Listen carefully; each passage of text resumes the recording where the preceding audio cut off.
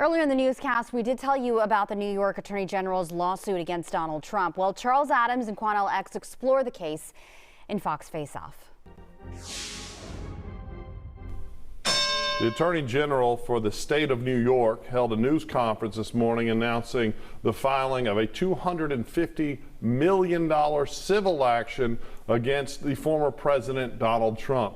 Letitia James campaigned as a Democrat who was going to get Trump. Getting Trump was the focus of her campaign, and it bothered me then, right? And I'm not suggesting that he didn't do anything wrong, and if he did, he certainly should be held to account. But we don't want any law enforcement official campaigning that they're going to get somebody. We don't want a weaponized legal system. We've seen it. We've seen a weaponized legal system against African Americans for decades. That's what I did my thesis on at Harvard. But we should be just as offended when it's anyone. We don't want it. I don't think this will go anywhere, and I think it's just another step in the effort by Democrats to prevent Donald Trump from running again, and I'm afraid they're going to tear this country apart. Let me say this.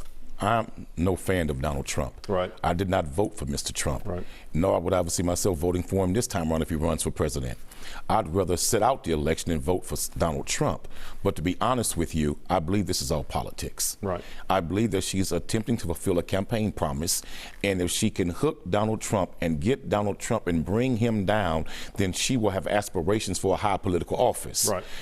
I believe that's what it's all about. And plus now, why do it right now when we're only, a few short weeks away from the midterms? Exactly. And what I hate is when politicians who are supposedly, quote unquote, law enforcement administrators use their political offices to make political prosecutions.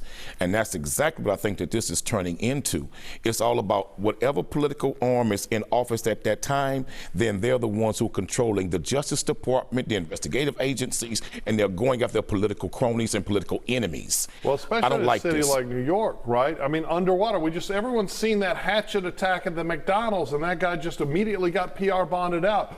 The law enforcement officials in New York should be worried about the overwhelming tide of victim crime. And in that case, she chose to punish the victim and reward the perpetrator because the girlfriend wasn't charged initially, and the man who was the victim who defended himself in that particular case in New York, the store clerk, he was arrested and charged with murder. I'm talking about and a new later, case. And later she had to clean that up and dismiss that case and finally indict the girlfriend. But you're talking about another one that just says volumes about what's happening in New York City. Yeah, well, they need to focus on making that city safe and that state safe and not trying to bring down their political opponents. But the mistake that they're making is stop trying to make personal attacks against Donald Trump the platform to stop him from getting reelected. If you're going to defeat Trump, you must defeat him on the policies, his agenda, and the direction he wants to take the United States of America. Personal attacks are not going to get it. They've tried that and they failed. Exactly. You can watch much more of Face Off streaming Thursday nights at 7. Just go to fox26houston.com.